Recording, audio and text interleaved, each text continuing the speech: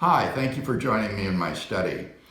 This past week I've been studying the concept of legal pardon, and I read a remarkable article by Samuel Morrison in the Buffalo Criminal Law Review of 2005, a 138-page article called The Politics of Grace.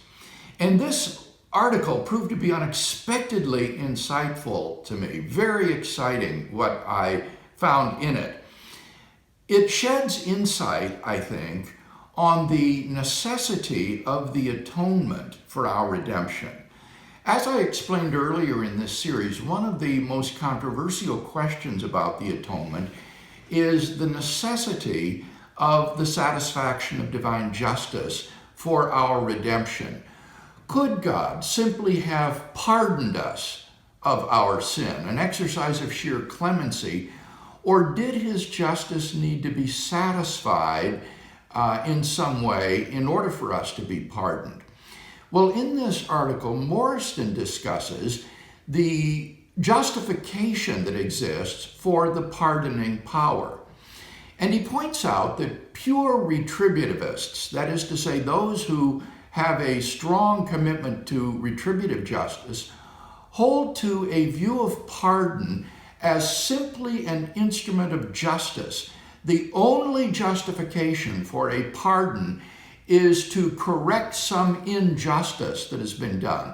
For example, an innocent man might be pardoned because he was wrongfully convicted, or someone might be pardoned despite his wrongdoing because he was mentally retarded, or perhaps that person acted under duress or in self-defense. So that on this view, pardons are instruments of justice which serve to ensure that justice is done and to rectify any injustice that might have been done. On this view, pardons are not acts of mercy. If an executive simply feels sorry for the person convicted of a crime, or feels bad for them, wants to have compassion on them, that is not a justification for issuing a pardon, because such an act would subvert the purposes of justice. If the person deserves his punishment, if that is his just desert, then to provide a pardon simply out of mercy would be literally unjust and therefore immoral. And this obviously has implications for God's pardon of us. Pure retributivists who would say that retributive justice belongs to the very essence or the nature of God would similarly say that for God to pardon us simply out of an act of mercy or compassion would be unjust on God's part. And therefore, God's justice must be satisfied in order for him then to pardon us. And what was really interesting in Morrison's article was that the defense that he provides of pardons simply on the basis of mercy appealed exclusively to human limitations as a basis for a pardon motivated by mercy.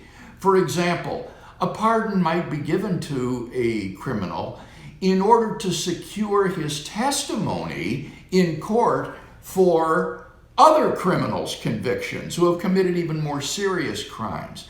And what's striking about this justification for pardon, of course, is that none of these human limitations apply to God. And therefore, this would not provide a moral justification for God to pardon simply out of mercy without the satisfaction of his justice. At the end of his article, what Morrison argues is that mercy and justice are sometimes simply at odds with each other, and there is no way to resolve this. These are incommensurable properties.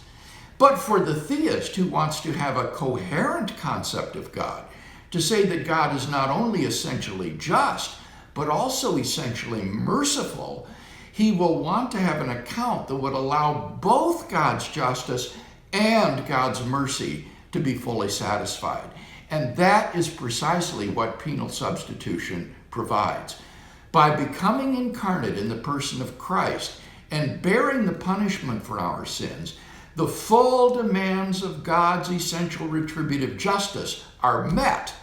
And that therefore enables God now, out of his mercy, to pardon us of our sins, so that God's pardon of us is an act that is both merciful and just. And this provides, I think, a powerful justification for the view that indeed the atonement, the satisfaction of divine justice, is a necessary condition of God's pardon of us as sinners.